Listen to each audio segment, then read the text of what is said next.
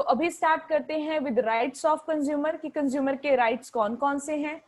उससे पहले हम लोग ये बात करेंगे कि कंज्यूमर कौन है, ठीक है, जिसका हमने राइट प्रोटेक्ट करना है, जिसके लिए हम लोग ये सब कुछ पढ़ रहे हैं या कर रहे हैं, वो है कौन। मैंने दोनों लाइंस में हाईलाइट करे हैं वर्ड्स। पहले में मैं बात करूंगी गुड्स की, दूसरे में बात करूंगी एनी सर्विसेज।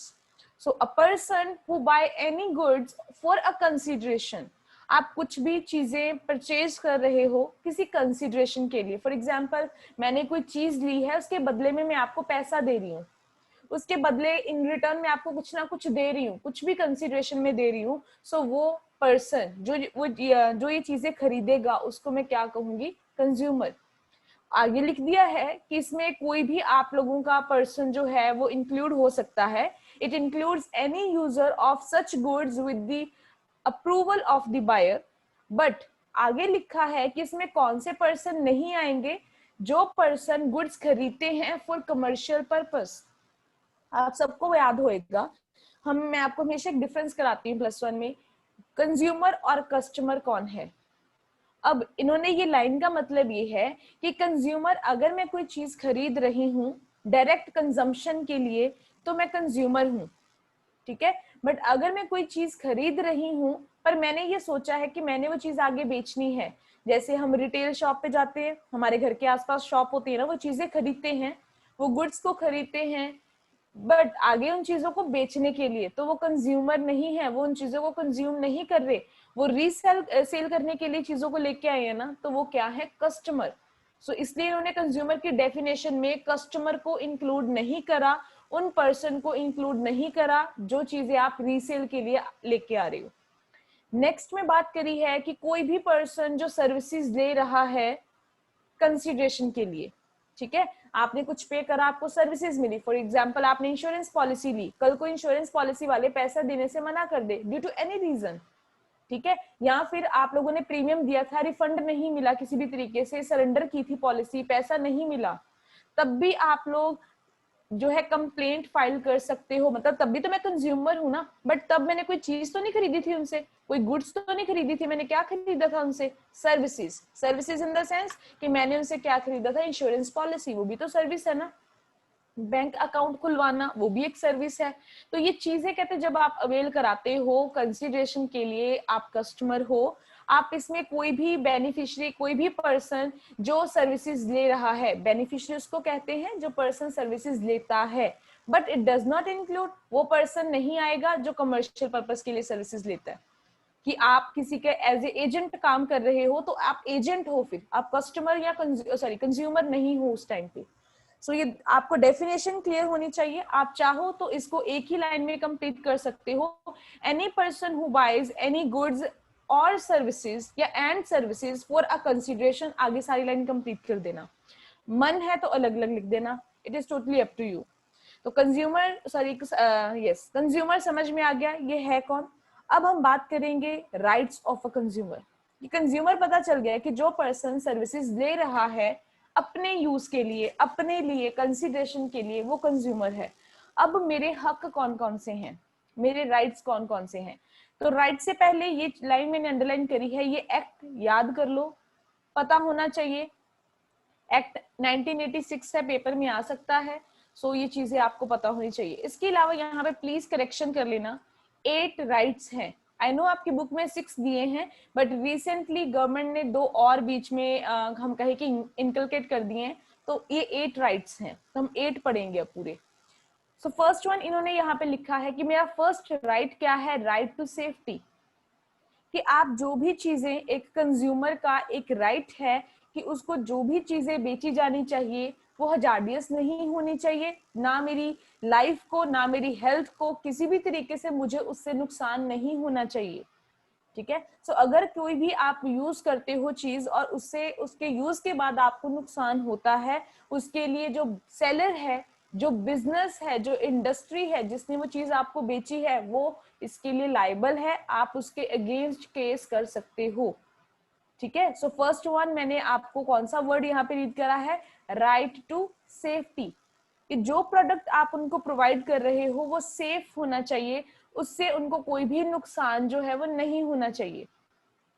एग्जाम्पल इसको लिखोगे अपनी बुक में, आपकी बुक में भी आई नो कि कोई ना कोई एग्जाम्पल दी होगी। आप ये भी लिख सकते हो कि आप इसके लिए आपका राइट है कि आप उनसे वही गुड्स, जैसे इलेक्ट्रॉनिक अप्लायंसेस की मैं बात करूं तो वही चीजें आपने यूज करनी है जिसके ऊपर ISI हॉलमार्क लगा होगा, ठीक है, ISI मार्क लगा होगा। हॉलमार्क तो गोल्ड के ऊपर होता है, ज्वेलरी के ऊपर, ठीक है। सो ISI मार्क्ड होएगा, आप वही चीजें जो है वो खरीदोगे क्योंकि आपको पता है कि वो क्वालिटी वाइज अच्छी हैं, उसके खरीदने से या उसके यूज से आपको ज्यादा नुकसान नहीं होएगा।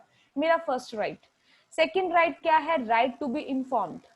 मुझे हर इंफॉर्मेशन दी जानी चाहिए, बाद में मुझे चीज बेची जाए।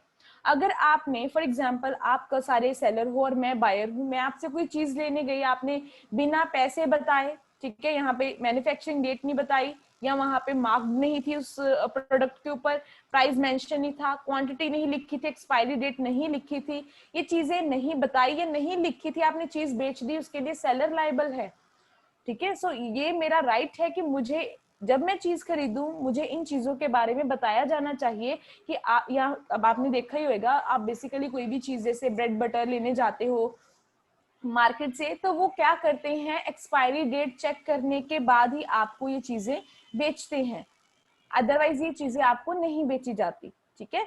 सो यहाँ पे इन्होंने क्या लिखा है कि मैन्युफैक्चरिंग डेट या कोई और भी इंग्रेडिएंट की मैं बात करूं, ये बेसिकली क्योंकि मैं इनको कंपलसरी आइटम्स में या कंपलसरी कहूं की चीजों में लेती हूँ कि date, price, quantity, expiry date ये तो हर कोई देखता है ना चीजें लेते टाइम, तो कंज्यूमर को ये इंफॉर्मेशन या कंप्लीट इंफॉर्मेशन मैं बोलूं कि ये उनको दी जानी चाहिए जब वो प्रोडक्ट को बाय करेंगे उससे पहले। तो वैसे सेलर भी ध्यान रखता है पर बायर की भी रिस्पॉन्सिबिलिटी है। बट राइट नाउ हम राइट्स पढ़ रहे हैं तो हम ये लिखेंगे कि एक बायर का हम राइट है कि उसको ये चीजें पता हो, तब उसके बाद ही वो चीजें ये खरीदे। अब नेक्स्ट आता है राइट टू चूज। आपका राइट है, एक कस्टमर के पास राइट है कि वो जो चीज खरीदनी चाहे वो चीज खरीद सकता है, उसको कोई भी कंपेल करके जबरदस्ती उसको कोई भी चीज नहीं बेचेगा। अगर ऐसा कोई करता है पर्सन तो उसके पास राइट है कि उसके अगेंस्ट वो केस फाइल कर सकता है या जो भी है वो रिफंड लेना चाहे, जो भी करना चाहे वो कर सकता है। So right to choose.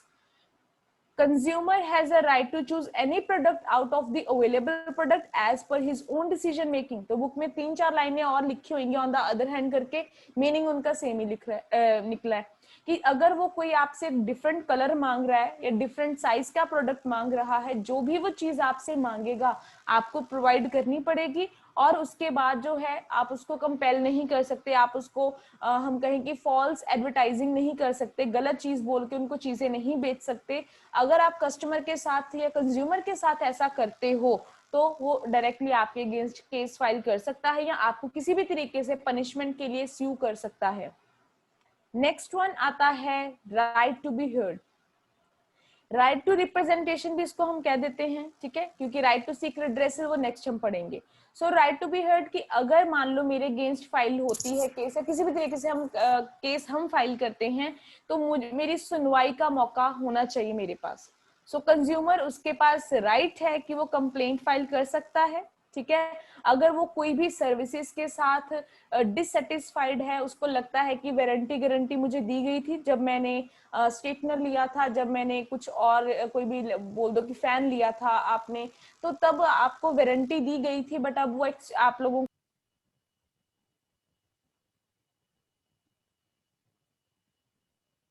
से अगर वो आपको प्रॉब्लम आपके लिए क्रिएट कर रहे हैं तो आपके पास राइट है कि आप जो है उनके अगेंस्ट केस फाइल कर सकते हो। यूज एनी ग्रीवियंस सेल, ये मैं आपको नेक्स्ट पॉइंट में क्लियर कराती हूँ कि ये ग्रीवियंस कौन से सेल की वो बात कर रहे हैं, ठीक है।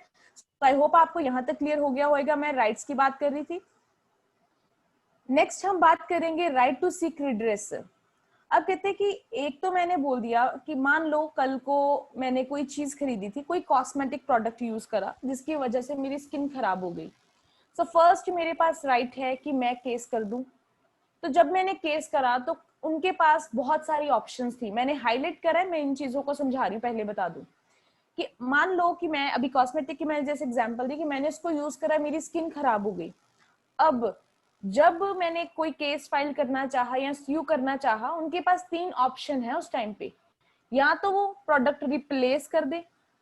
रिप्लेस क्या होता है कि मान लो मतलब जो भी चीज है वो क्रीम है, मुझे चेंज करके दे दे, रिप्लेसमेंट हो जाए। सेकंड लिखा है removal of defect. Removal of defect ये होता है कि जो इंग्रेडिएंट उस क्रीम में या उस कॉस्मेटिक में पाया गया था जिसकी वजह से मेरी स्किन खराब हुई है, वो इंग्रेडिएंट ही बीच में से रिमूव कर दे। जो डिफेक्ट है उस प्रोडक्ट में जिसकी वजह से लोगों को नुकसान हो रहा है, आप प्रोडक्ट में से वो इंग्रेडिएंट ही निकाल दो। ठीक है, फर्स्ट ऑप्शन क्या थी, या तो रिप्लेस कर दो या उस इंग्रेडिएंट को या जो भी डिफेक्ट है उसको खत्म कर दो। तीसरा ये है कि आप अगर ये चीजें कर नहीं सकते तो मुझे कंपनसेशन दे दो। जो भी मेरी स्किन के ऊपर खर्चा आया है, जो मेरा नुकसान हुआ है, बिजनेस क्या कर सकता है, मुझे वो लॉस मेरा कंपनसेट कर सकता है। ठीक है जी। सो अब मैंने बात करी थी आपको कि मैंने ग्रीवेंस सेल यहाँ पे समझाना है।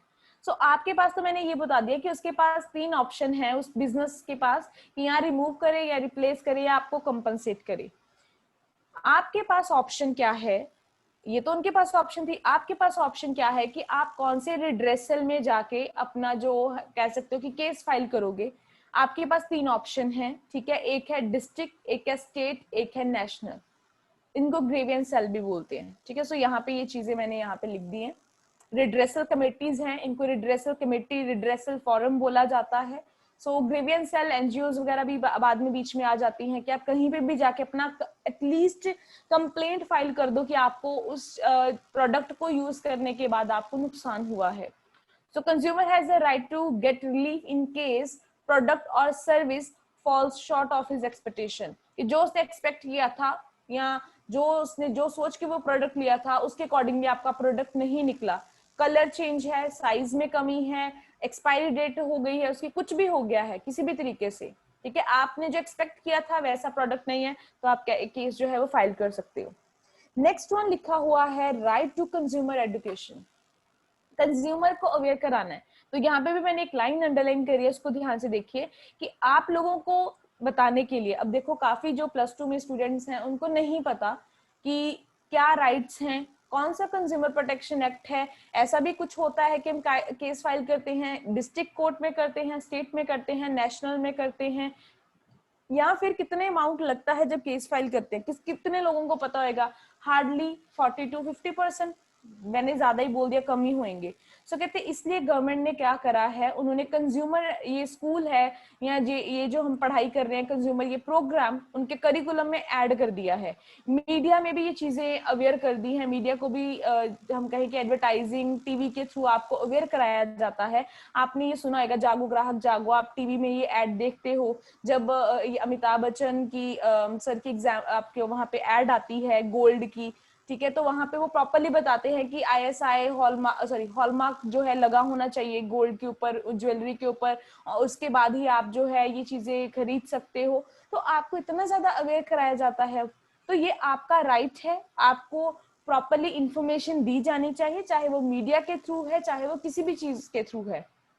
ठीक है, सो आप लोगों को ये आपकी अवेयरनेस जो है वो बहुत ज्यादा जरूरी है। सो नेक्स्ट वन जो आपके पास आता है, तो आपको ये समझ में आ गया कि यहाँ पे सेमिनार्स भी हो सकते हैं, मे बी आपकी बुक में लिखा हो कि कॉन्फ्रेंस सेमिनार्स जो है वो टाइमली लगाए जाते हैं, न्यूज़पेपर में ऐड दी जाती है ताकि कंज्यूमर अवेयर हो सके। तो कंज्यूमर के लिए तो एक बिजनेस चल रहा है, तो कंज्यूमर अवेयरनेस जो है वो ज्यादा इंपॉर्टेंट है। नेक्स्ट वन जो आपकी बुक में नहीं है उसको ध्यान से देखिए, वो ये है right to the right to a healthy environment. Healthy environment होना चाहिए। आप कोई ऐसी चीजें नहीं बेचोगे, ऐसी प्रोडक्ट जो है वो कंज्यूमर को या कस्टमर को नहीं बेचोगे जिसकी वजह से नुकसान हो उनको। मैंने आपको बोला था ना, आप जो चीजें खाते हो पैकेट्स के पीछे रिसाइकल या बिन, नो सिगरेट इज अलाउड, ऐसे कोई ना कोई वार्निंग दी होती है उन्होंने। ठीक है, वो चीजें क्या है, हेल्दी इन्वायरमेंट क्रिएट करने के लिए, आपको किसी ना किसी तरीके से अवेयर कराने के लिए, फ्यूचर जनरेशन को सेफ रखने के लिए। ठीक है, ताकि जो भी चीजें हैं वो आपको किसी भी तरीके से थ्रेट ना पहुंचाएं। सो आप लोगों को ये भी आपका क्या है, कंज्यूमर राइट्स हैं आपके। ठीक है, आप लोगों को पहले ही बता देते कि इसमें ये इंग्रेडिएंट्स हैं, ये प्रिकॉशन है, या ये इसमें ऐसा आप लोग इसको बिन में डालो, या ये रिसाइकल पर्पस के लिए है। तो ये चीजें आप लोगों के लिए हैं। सिगरेट इज नॉट अलाउड, ये इन्वायरमेंट के लिए भी है। तो ये ऐसे प्रोडक्ट आप लोगों ने बेचने हैं जिसकी वजह से ना तो इन्वायरमेंट खराब हो, ना ही कंज्यूमर की लाइफ, उसकी हेल्थ खराब हो। नेक्स्ट वन आता है the right to satisfaction of basic needs. आपकी बेसिक नीड्स क्या हैं? Food, shelter and clothing, basically अगर मैं बात करूं, और इसके अलावा इन्होंने ये भी लिखा हुआ है वाटर, सैनिटेशन की बात करूं, पब्लिक यूटिलिटीज की बात करूं, एजुकेशन की बात करूं, हेल्थ केयर की बात करूं, तो कोई कहते हैं कि ये कुछ ऐसी सर्विसेज हैं अगर आप इनको बेसिक नीड्स प्रोवाइड कर सको, कम कॉस्ट के ऊपर प्रोवाइड कर सको, क्वालिटी गुड्स प्रोवाइड कर सको, ताकि एटलीस्ट उनकी बेसिक नीड्स जो है वो तो कवर हो जाए। इतनी महंगी चीजें ना बेचो कि जो है एक पर्सन वो फूड, शेल्टर और क्लोथिंग उसके पास ये चीजें भी ना हो। ठीक है, सो इतने अमाउंट के ऊपर आप उनको चीजें बेचो, ये चीजें हो सकता है तो आप लोग उनको कम से कम कॉस्ट, मिनिमल कॉस्ट के ऊपर उनको प्रोवाइड करो ताकि वो इन चीजों को यूज कर सकें। एटलीस्ट उनके पास भी तो ये राइट है। सो ये आपके टोटल 8 राइट्स हैं। पेपर में इस तरीके से नहीं आएगा कि 1-2 आ गए हैं, आपको 4 मार्क्स के लिए सारे आ सकते हैं या 6 मार्क्स में क्वेश्चन आ सकता है अलॉन्ग विद रिस्पॉन्सिबिलिटीज या along with role of NGO, किसी भी तरीके से आ सकता है। सो इसको छोड़ के नहीं जाना आप लोगों ने, ठीक है।